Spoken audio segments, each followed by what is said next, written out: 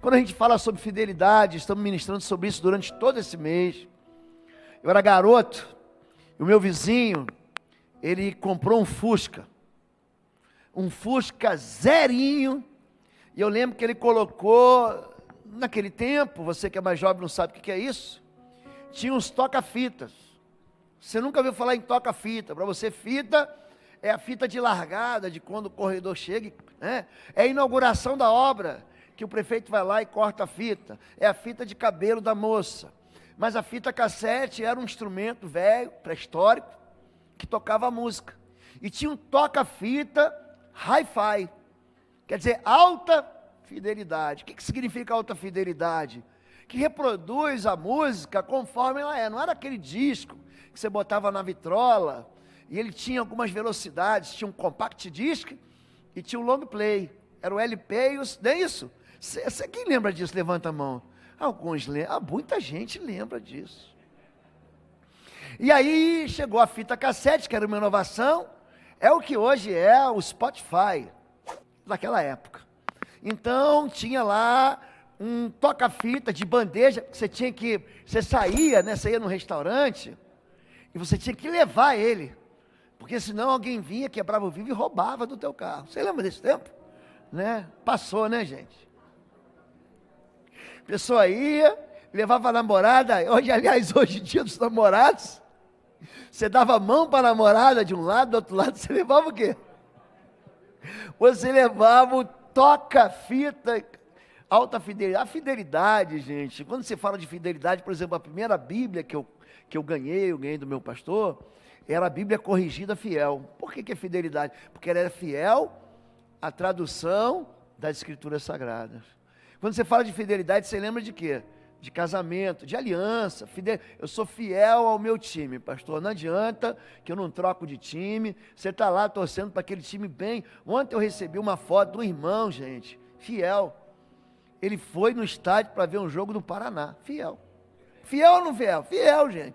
Não é assim esse torcedor de minha tigela, né, que só fica feliz quando seu time ganha. Não, gente, fiel. Ele estava lá, torcendo por... Eu nem sei quanto é que é, eu não sei nem quanto é que foi o jogo do meu time, quanto mais o time dos outros. Mas eu sei que meu time perdeu, porque o pessoal hoje, em vez de chegar aqui e me dar parabéns pelo Dia dos Pastores, falou, parabéns, pastor, mais uma derrota. Fidelidade. Então a fidelidade, gente, ela é expressa de muitas maneiras, mas a fidelidade significa a não presença de nenhuma corrupção, não há nenhuma fratura naquilo que você ama e naquilo que você se compromete. O princípio da fidelidade está desde Gênesis. Há uma história de um homem chamado Abrão. Ele era um homem chamado de amigo de Deus, que não corrompeu a sua amizade com Deus. Diz assim, em Gênesis capítulo 14, verso 18. Então Melquisedeque, rei de Salém, aqui Salém é Jerusalém ainda, tá bom? Essa cidade de Salém, Salém quer dizer paz. Jerusalém é a cidade da dupla paz. Jerusalém. Então esse homem, Melquisedeque, era um rei, que naquela época, que Jerusalém ainda não era Jerusalém, era o rei e um sacerdote daquela cidade. Então Melquisedeque, rei de Salém, e sacerdote do Deus Altíssimo, trouxe pão e vinho, e abençoou Abraão, dizendo, bendito seja Abrão, pelo Deus Altíssimo, Criador dos céus e da terra, e bendito seja o Deus Altíssimo, que entregou seus inimigos em suas mãos, e Abraão lhe deu o dízimo de tudo. Diga, lhe deu o dízimo de tudo. A gente precisa consertar algumas incorreções. Quando se fala de dízimo, há muita confusão entre dízimo e oferta, mesmo dentro da igreja. A gente começa a perceber que há uma ausência de ensino. A gente ensina sobre perdão, sobre arrependimento, a gente ensina sobre vida nova com Jesus, a gente ensina sobre relacionamentos. Nós vivemos aqui um mês de maio repleto de ensino sobre famílias, sobre relação de pai e filhos, de irmão com irmão, de marido e mulher. E eu quero ensinar a igreja a respeito da fidelidade e também desses princípios do voto, da oferta, da primícia e do dízimo. Por quê? Porque são muitas vozes E tem gente que diz, não, o dízimo é coisa que ficou lá para trás. O dízimo é a lei. Quem vai falar assim, dízimo é coisa da lei? Gente, com Abraão não existia lei. A lei vai vir ainda centenas de anos depois com Moisés. Aqui há um princípio que você vai ver também no Éden, era o princípio de entregar ao Senhor a 10ª parte daquilo que vem às mãos. A fidelidade antes da lei. Hebreus, que está no Novo Testamento, capítulo 7, verso 4, diz, considere a grandeza desse homem, até mesmo o patriarca Abraão lhe deu o dízimo dos despojos. Aqui há uma comparação, a grandeza do homem aqui é a grandeza do sacerdote de Salém, do rei de Salém, Melquisedeque, que recebe os dízimos dos despojos da vitória de Abraão. E ele está comparando Melquisedeque a Jesus, ele está comparando os sacerdócios. Ele fala o seguinte, olha, Melquisedeque, sem pai, sem mãe e sem princípios de dias, para dizer, olha, Jesus, gente, ele não é filho da carne, ele é filho de Deus, sem pai, sem mãe, sem início. Onde que a história de Jesus começa? Você acha que a história de Jesus começa no ventre de Maria? Não começa não, ele é alfa e ômega, ele é princípio, ele já existia como Deus, antes de se humilhar e se tornar Deus que se fez homem. Então ele está comparando a fidelidade de um homem com Deus, a fidelidade antes da promessa, gente. Abraão ainda tinha o nome de Abraão, ele não era Abraão. Para você que está chegando agora no Evangelho, talvez isso não signifique nada, mas essa palavra Abraão, pai de nações, quando Deus muda o nome dele, muda junto com uma promessa, não te chamarás mais Abrão, mas Abraão, porque por pai de nações te tenho colocado. Deus pega aquele nome dele, o tetragrama, Yahvé, Jeová, chame do jeito que você quiser, você que fala hebraico, eu não falo hebraico, e há uma discussão infrutífera a respeito disso, se é Jeová, se é Yahvé. Gente, Deus pega esse nome e coloca, introduz no meio do nome de Abrão, então ele passa a se tornar Abraão. Isso é um sinal de que Deus tinha uma promessa para ele. Que promessa? De que ele seria pai de nações. E ele então, ele dá o dízimo, que é a 10ª parte dos despojos de uma guerra. Ele vai lá, sequestraram o sobrinho dele, Ló, aí ele vai com 318 homens, resgatar o filho dele, o sobrinho dele, Ló, que tinha sido sequestrado. Então, quando a Bíblia fala sobre dar, não pagar dízimo, mas dar, ele não dá do seu patrimônio, gente. Então vamos corrigir isso. Aí eu vou pegar a 10ª parte da minha casa, eu vou arrancar um 10º pedaço do meu sofá, da prataria, dos talheres de casa, dos copos. Não, não é isso. Gente, Deus não quer que a gente fique pobre. Deus quer que a gente frutifique. A promessa de Deus é uma promessa de prosperidade a partir do momento que você obedece. O que é o dízimo, gente? É a 10ª parte daquilo que vem em suas mãos. Então você tem um salário, ou você tem uma empresa, e essa empresa, ela tem uma arrecadação, eu vou chamar assim, de 5 mil reais. Pronto. O dízimo é dos 5 mil reais? Não é. O dízimo é daquilo que vem para o seu bolso, aprenda isso.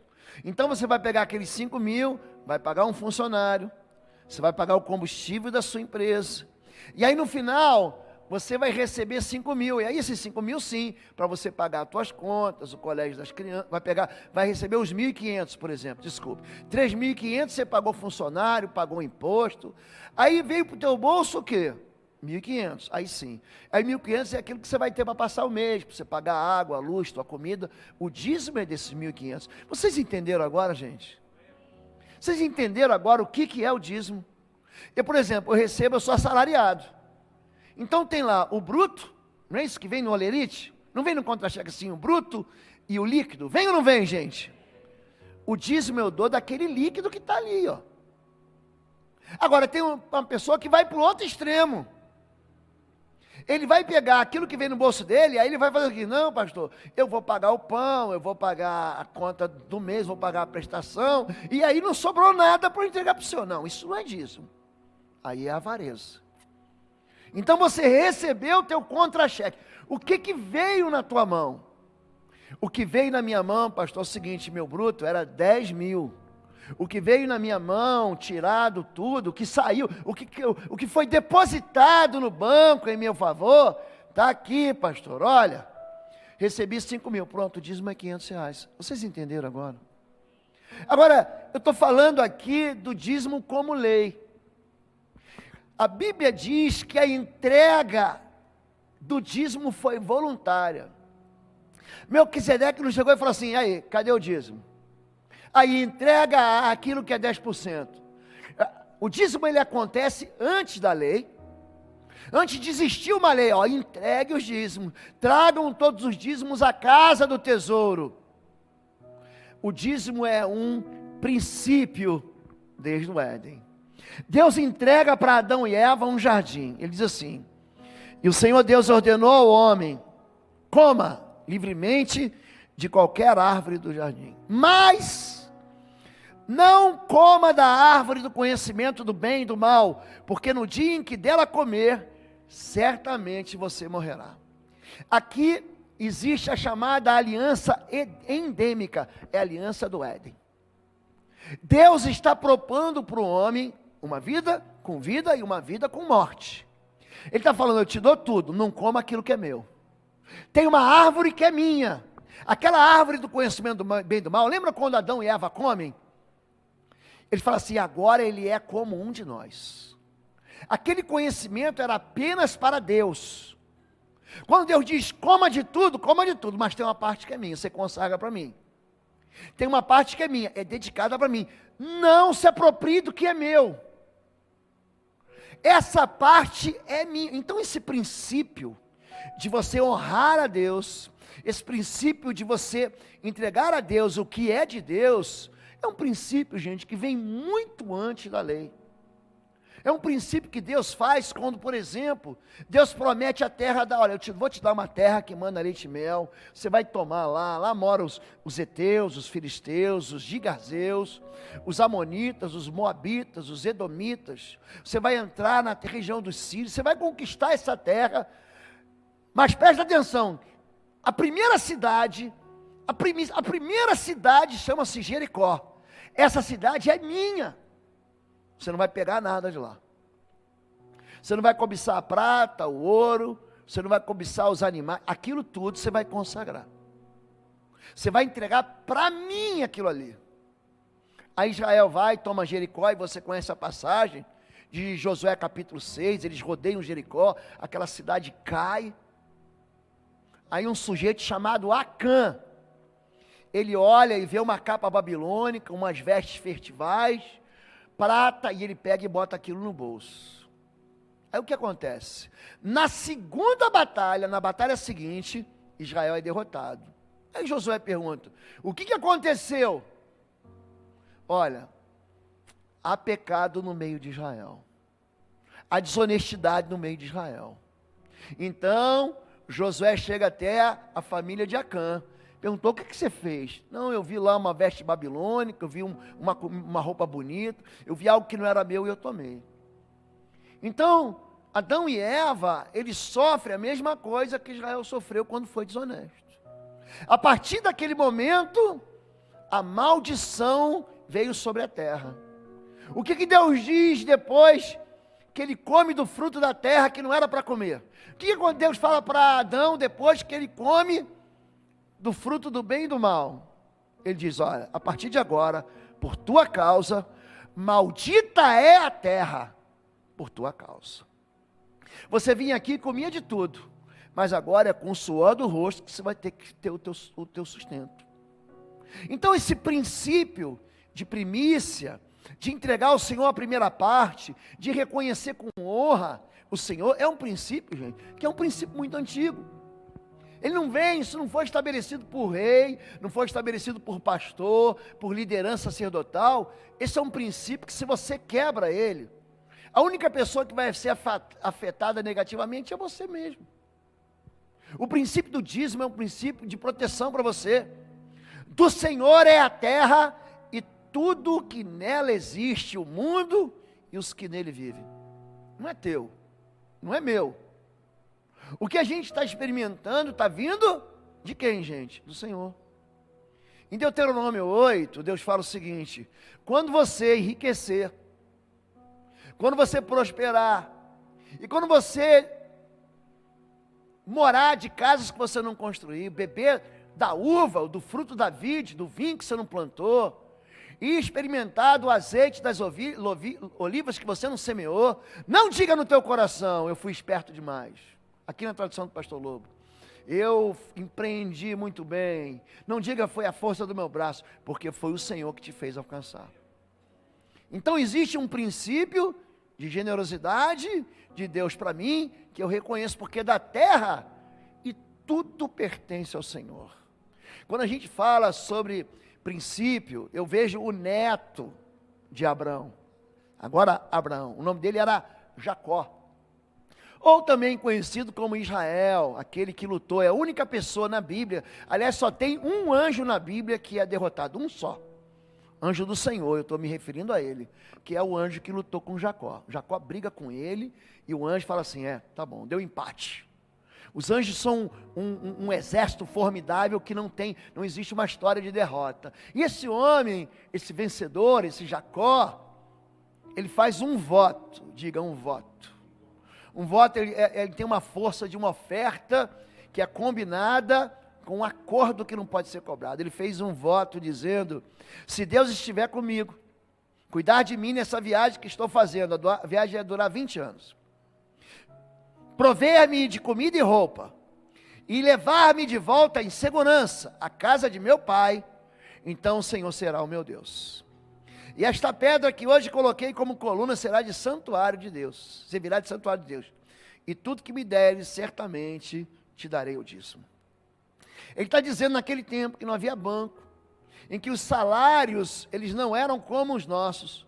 O fruto da terra, ou aquilo que nós colhíamos, que o homem colhia, era tudo aquilo que ele reconhecia como riqueza que veio de Deus.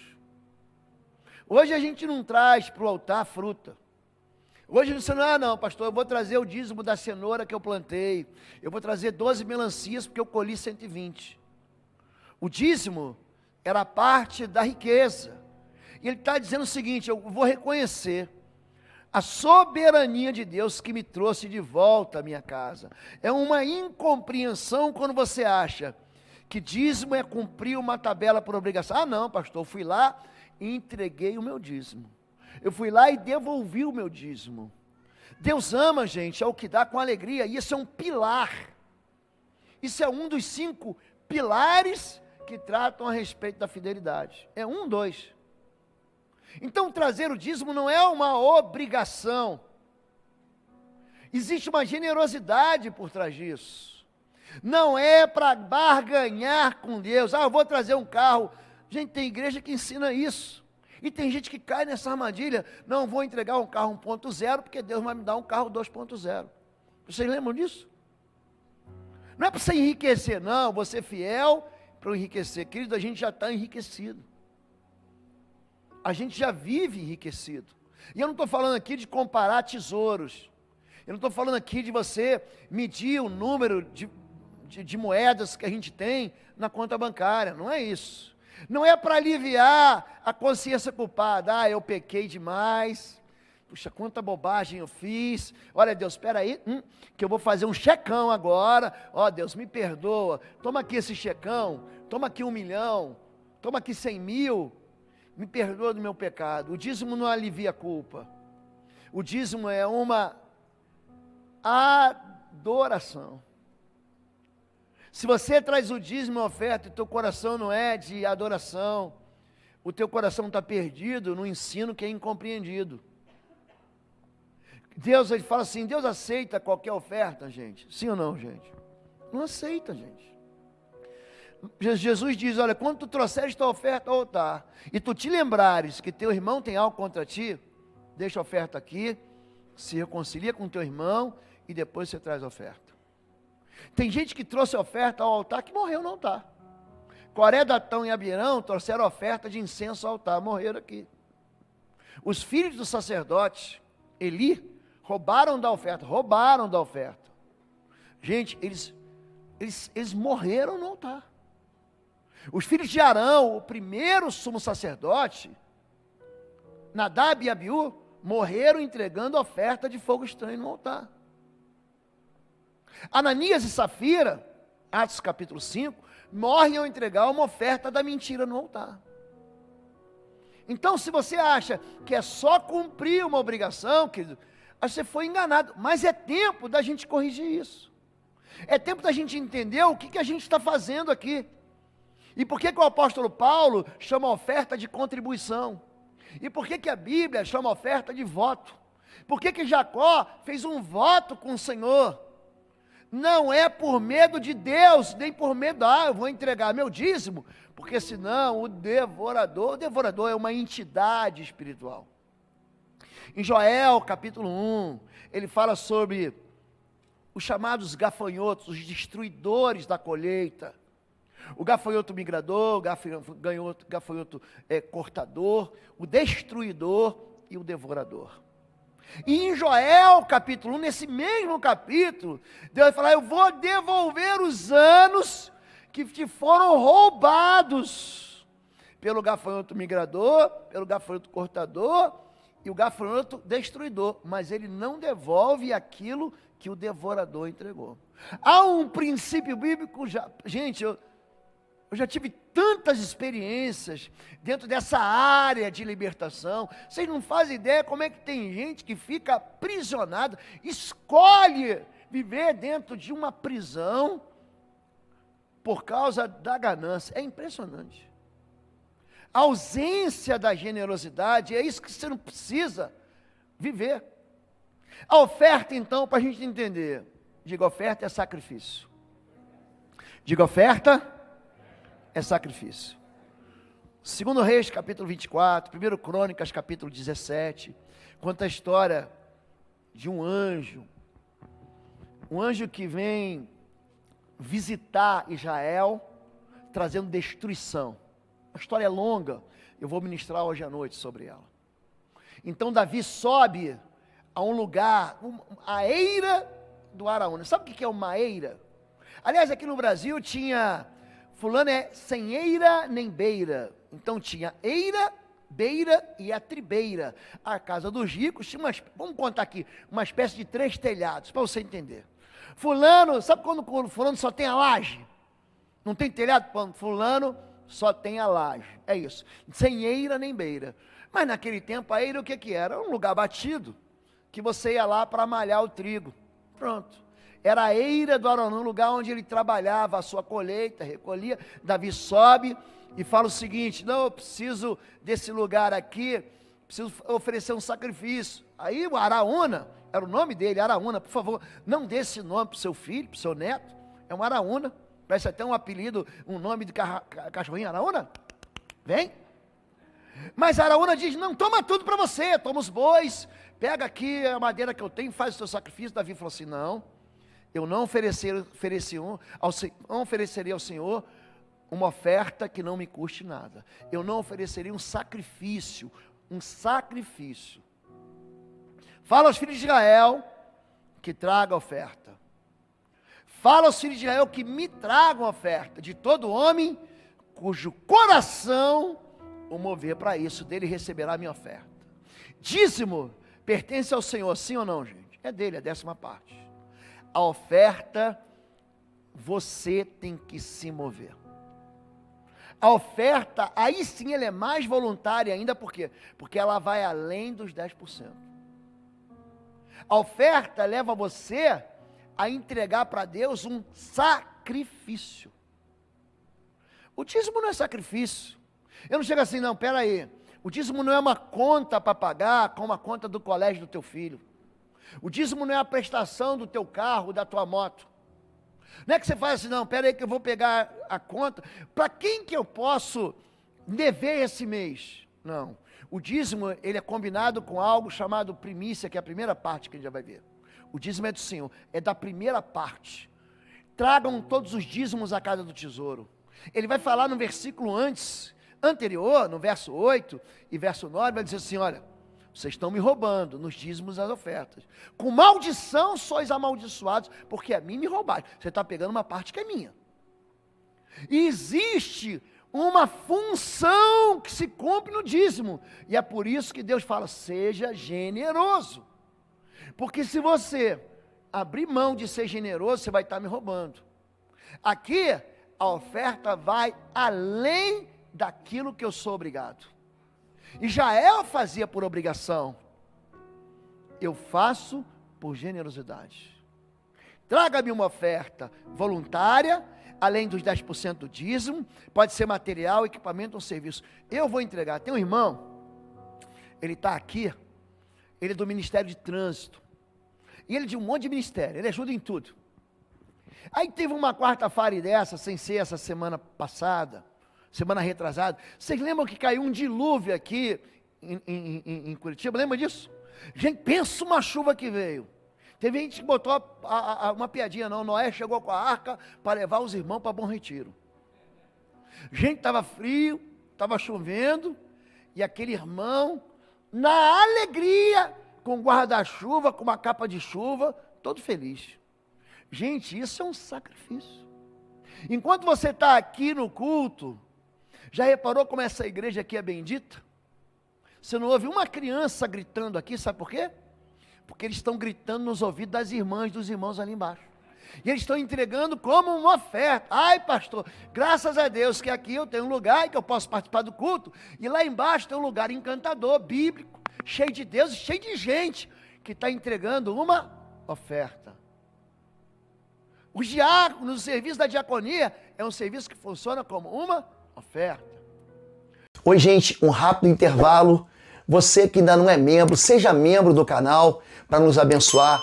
Dá um like, compartilha. E se você quer crescer em libertação e batalha espiritual, vai lá na nossa loja www.institutoexodo.com. Os nossos livros estão lá que vão fazer você crescer nessa área e se tornar um valente na batalha. Deus te abençoe.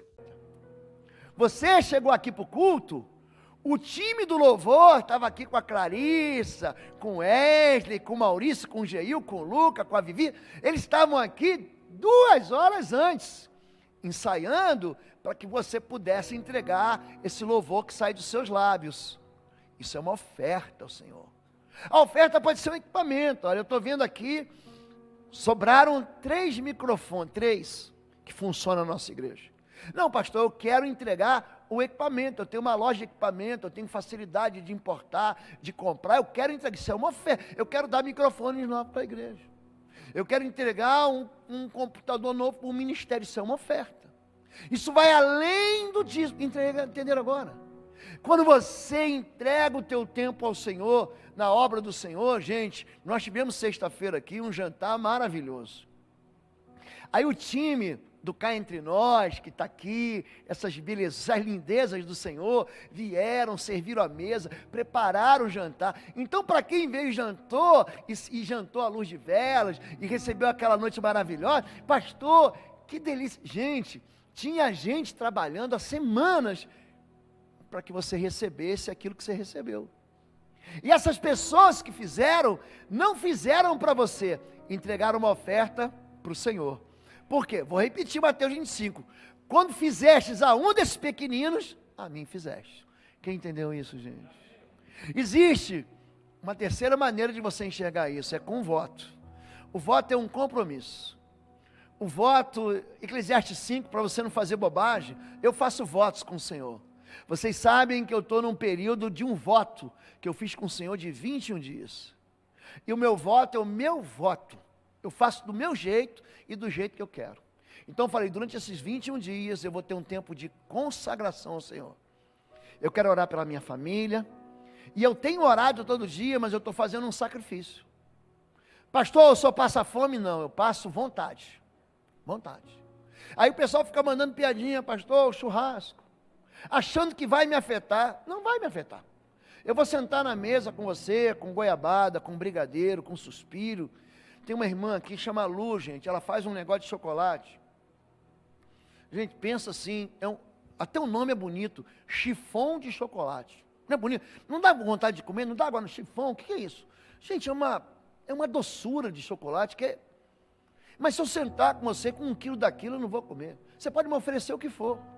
Porque eu tenho um voto, meu voto é um compromisso que eu tenho com Deus a respeito daquilo que eu estou tratando na vida dos pastores dessa igreja, na vida dos membros dessa igreja, na vida do futuro dessa igreja. Eu estou falando com Deus a respeito de 2023, 2024, 2025.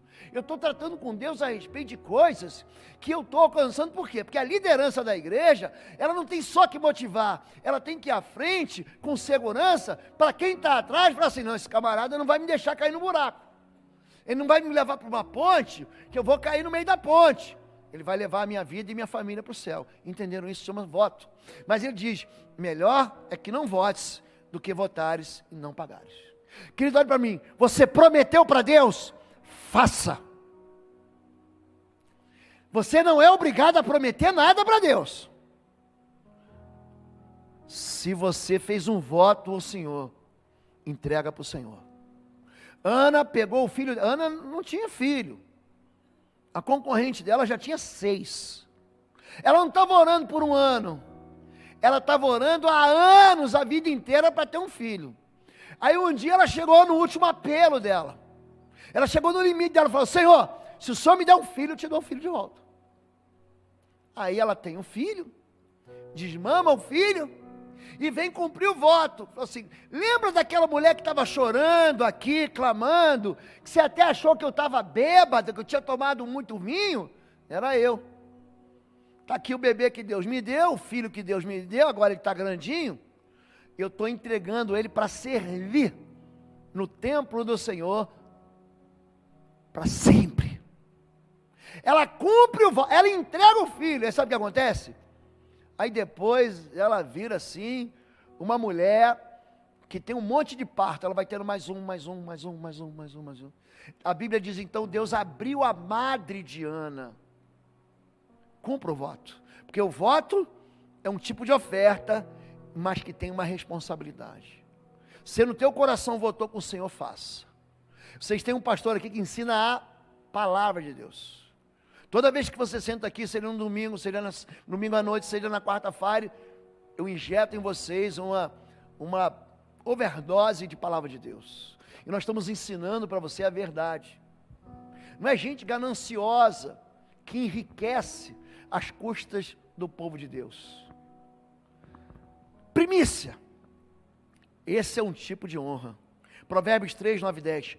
Honre o Senhor com todos os seus recursos e com os primeiros frutos de todas as suas plantações. E essa honra vai voltar para mim. Olha como é que a primícia volta. Os seus celeiros ficarão plenamente cheios, os seus barris transbordarão de vinho. Quando você coloca Deus em primeiro lugar, Deus ele recebe essa honra que você dá, transferindo para você generosamente. Dai e dar-se-vos-á. Lucas capítulo 6, verso 38. Boa medida, recalcada, sacudida e transbordante vos darão a vós também. Quando você resolve ficar com aquilo que não é seu, quando você coloca Deus em último lugar, quando você coloca Deus como se Deus não existisse, não participasse, quem está sofrendo as consequências disso é você mesmo. Quem está sofrendo penúria, limitação, escassez, é você. Se você coloca Deus, eu estou falando para vocês, por quê? Porque essa foi uma área que no início da minha jornada cristã, eu sofri. Eu queria ter tido uma ministração, que eu tenho ministrado aqui, lá quando eu me converti, lá quando eu comecei. Porque eu me atrapalhei tanto, que eu cheguei a perder aquilo que eu tinha conquistado. Por quê? Porque o meu coração, em vez de estar em Deus, estava no dinheiro. Porque o meu coração, minha confiança, em vez de estar em Deus, estava onde? Estava naquele recurso. E eu achava que se eu segurasse para a minha primícia, eu ia me dar bem. Só que na verdade, quando você retém o que não é teu, há uma resposta espiritual de falência. Não tem jeito. E esse é um princípio com força de lei, sim, que vai se cumprir, gente. Essa lei não pode ser quebrada. Então ele fala assim, honra o Senhor, experimenta honrar o Senhor. Sabe quando vem na tua mão, pega a primeira parte, entrega para o Senhor. Ele está te prometendo isso. Os seus celeiros vão ser o quê? Cheios. Os seus lagares vão transbordar de vinho. Então existe uma recompensa que você tem a experimentar. Vou dar um exemplo para você. Tem uma amiga nossa, psicóloga, ela estava me contando, vocês sabem quem é? Doutora Anne, pronto. Ela estava me contando um dia sobre a questão de uma enfermidade chamada depressão. A depressão, ela é uma desorganização química, você vai no médico, aí o médico vai e te dá um remédio. Esse remédio que a gente chama de antidepressivo, ele tem um tempo para funcionar. Então, eu falo assim, ó pastor, a pessoa toma um antidepressivo e ela quer resolver a depressão na hora, mas não funciona assim. O antidepressivo ele vai começar a funcionar no organismo depois de algumas semanas. Então a pessoa vai tomar o remédio e vai falar assim, mas não está funcionando. E ele toma no segundo dia, mas não está funcionando. E ele toma na segunda semana, não está. Aí de repente, a partir lá de algumas semanas, aquele componente químico que não existia, ele começa a ser regulado, equilibrado, e a depressão some. Então, ainda que você esteja vivendo uma desonestidade com Deus, ainda que você esteja vivendo assim, eu não cria nisso, eu não sabia nisso, eu não entendia assim, pastor. Agora você conhece a palavra de Deus. Essa é uma pílula que você vai tomar, e de repente a tua vida vai organizar, e você fala assim, Deus, o que está acontecendo? Mas você vai ter que caminhar com fé, como alguém que tem depressão, e toma um remédio, e parece que não está funcionando, mas depois de algum tempo, aquilo vai funcionar. Olha para mim, se você for fiel a Deus, Deus vai ser fiel contigo. Ao fiel eu me mostro fiel. Ser fiel no pouco. Ninguém está falando aqui, gente, de desproporcionalidade. Deus está falando sobre ser fiel sobre o pouco que vem à tua mão. Se você for fiel no pouco, Deus vai te colocar sobre o muito. Agora, se você resolve ser infiel, querido, a infidelidade vai trazer para a gente, sabe o quê? Destruição. O dízimo é uma expressão de fidelidade. Mas os dízimos dos filhos de Israel, que eles como oferta alçam ao Senhor. Aí existe uma solução para a questão de dízimo e oferta. Chama do jeito que você quiser. Quer chamar de dedicação de bens? Paulo chama assim. Quer chamar de contribuição? Paulo chama assim. Você quer chamar de dízimo? O autor ao Hebreus, estou falando de Novo Testamento. Você quer chamar de dízimo? Jesus chama de dízimo. Mateus capítulo 23, verso 23. Você quer chamar de oferta? 2 Coríntios capítulo 9 fala de oferta. Pastor, como é que eu resolvo isso no meu coração? Você tem que entender que o dízimo não pertence a você, é só isso. Essa parte não é minha. Levítico 27, 30. A 10ª parte dos produtos da terra, sejam de cereais dos campos ou dos frutos das aves, pertence ao Senhor e deve ser consagrado a Ele. Naquele tempo em que a gente não recebia por moeda, você consagrava aquele produto da troca. Quando os portugueses chegaram no Brasil, eles faziam um negócio com os índios, chamava escambo.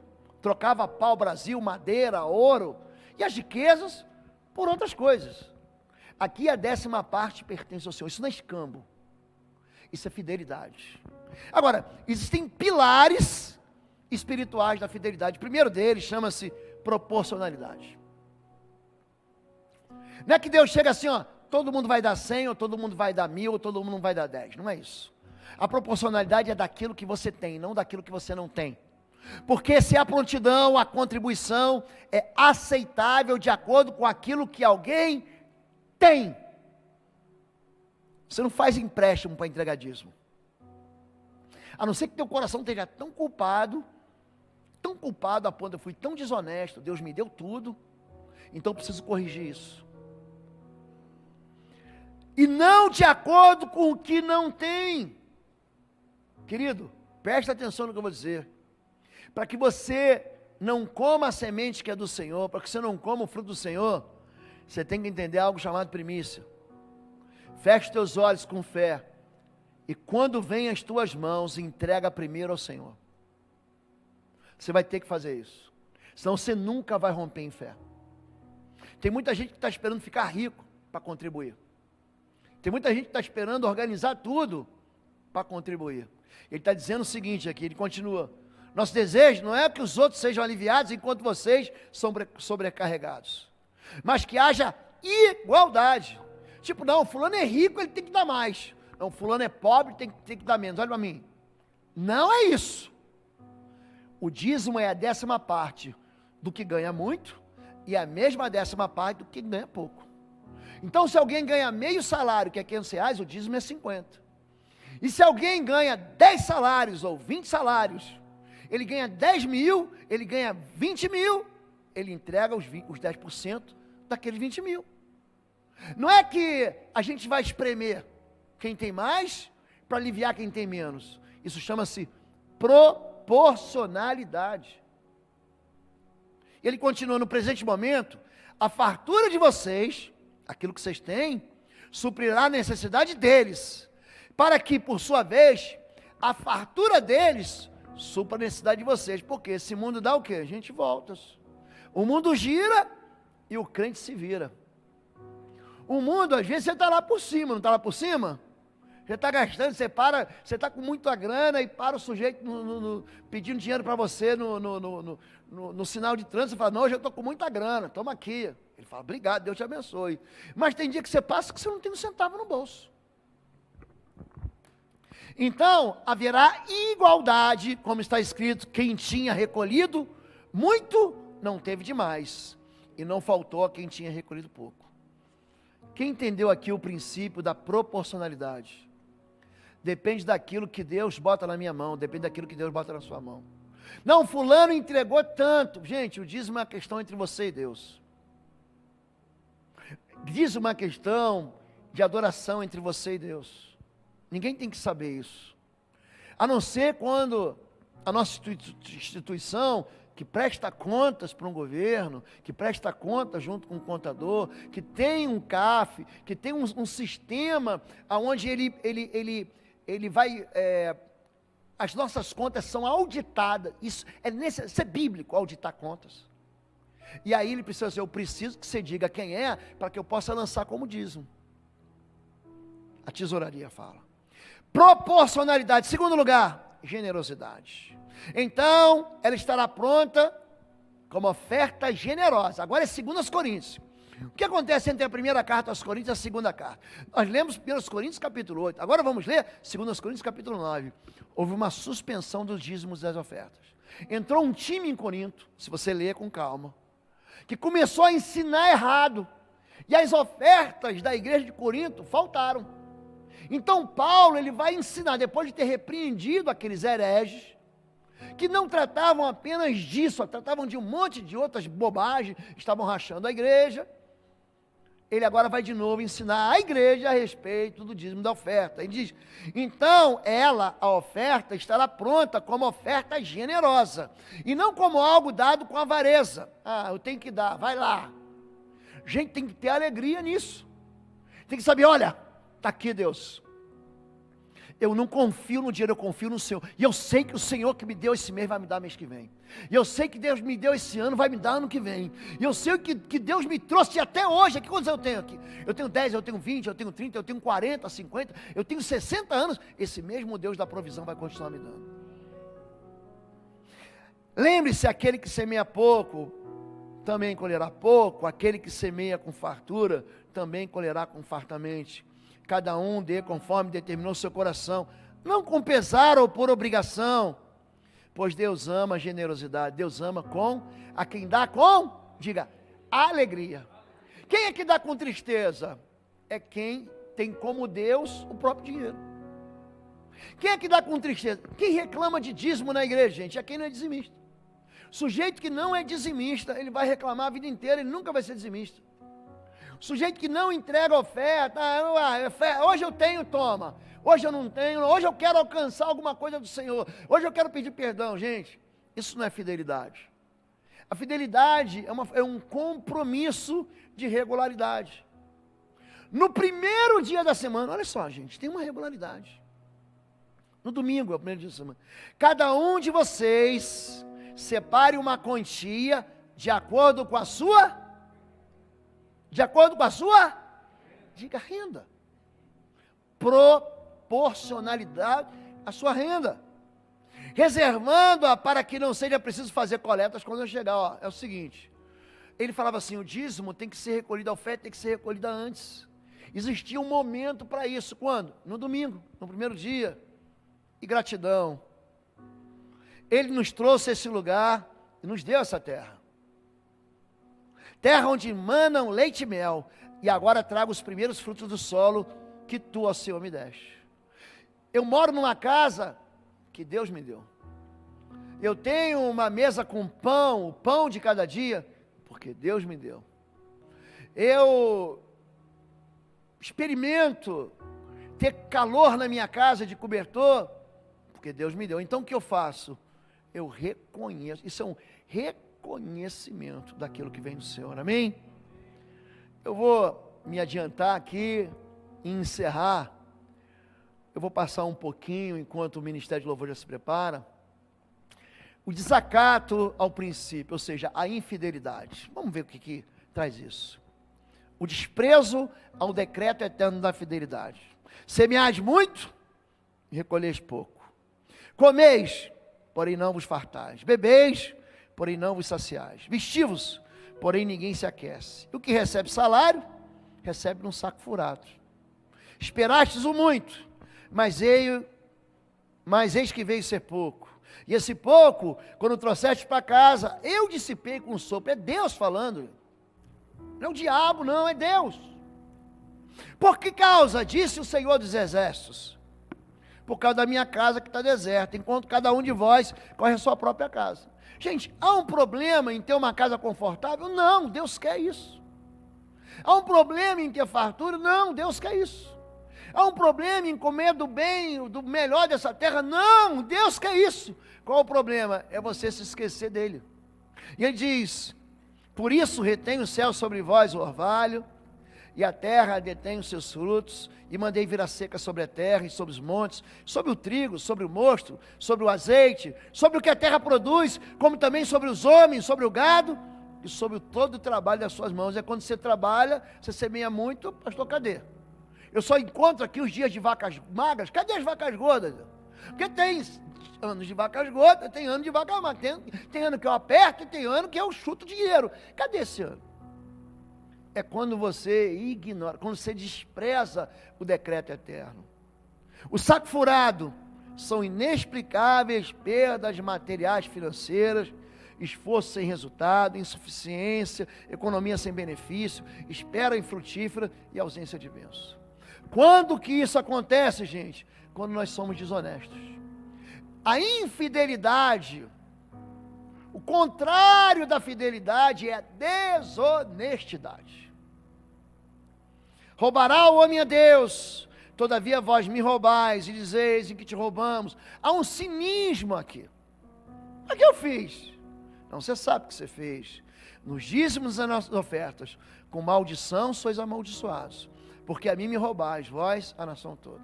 Enquanto você achar que viver com 100% é melhor do que viver com 90%, preste atenção. 100% sem bênção, gente, é maldição.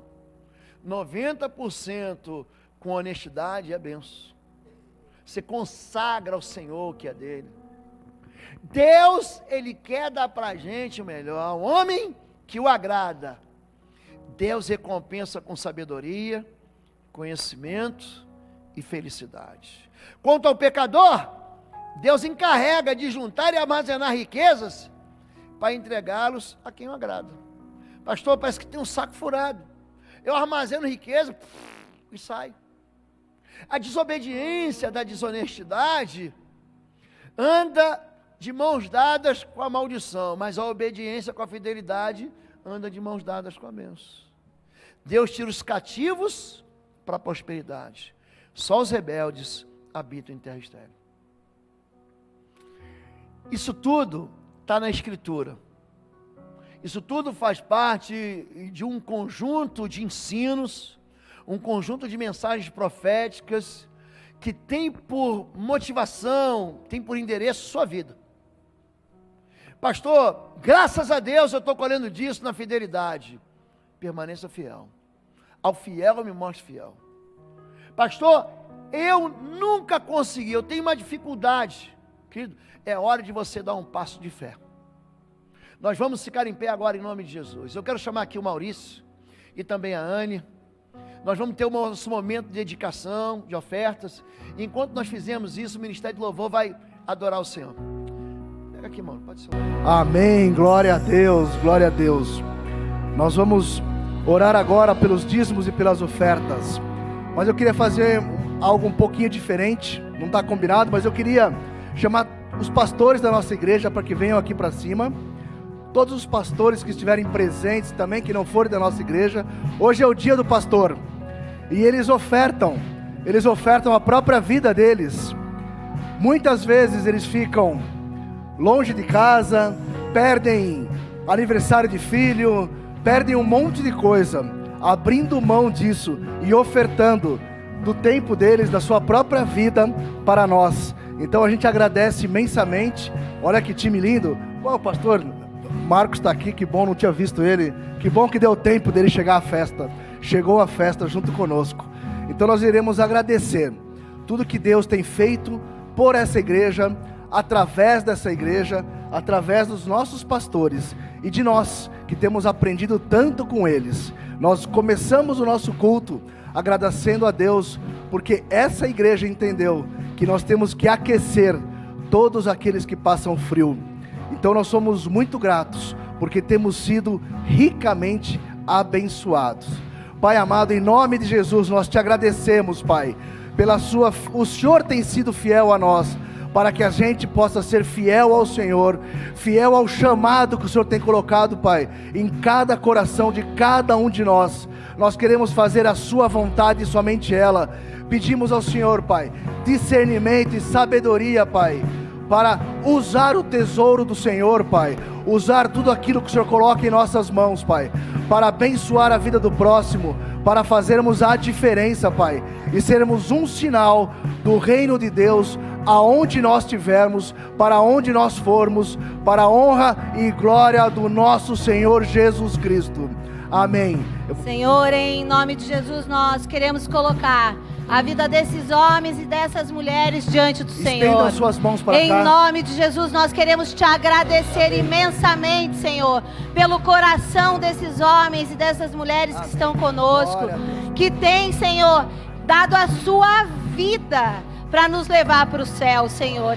Em nome de Jesus, Pai, que a tua unção esteja sempre sobre a vida dos teus filhos, que o teu amor, Pai, esteja sempre sobre a vida deles, que eles prosperem em tudo que eles tocarem as mãos, Senhor. Nós declaramos, família, Senhor, Pai, que nunca faltará na família deles alguém que servirá ao Senhor, Pai. Nós declaramos em nome de Jesus, Pai, que a tua mão poderosa os conduzirá todos os dias da vida deles, e que nunca vai faltar a palavra do Senhor, aleluia, sobre a mente e o coração dos teus filhos, Pai. Amém. Em nome de Jesus, eu venho te pedir agora, Senhor, derrama de um óleo fresco sobre a vida deles, aleluia, agora. Aleluia. Derrama, Senhor, de um óleo fresco sobre as famílias, sobre as esposas, sobre os filhos, sobre os netos, Senhor, para que eles possam avançar o teu reino, Pai. Amém. Nós declaramos que juntos, Senhor, nós vamos avançar, e que a tua palavra vai levá-los a lugares aonde eles nem imaginam, Senhor, porque o Senhor dá uma medida recalcada, abundante, transbordante, Senhor, para os teus filhos. É no nome poderoso de Jesus que eu oro agradecida. Amém, amém, amém. Aplaudam ao Senhor e aplaudam esses homens que são incansáveis.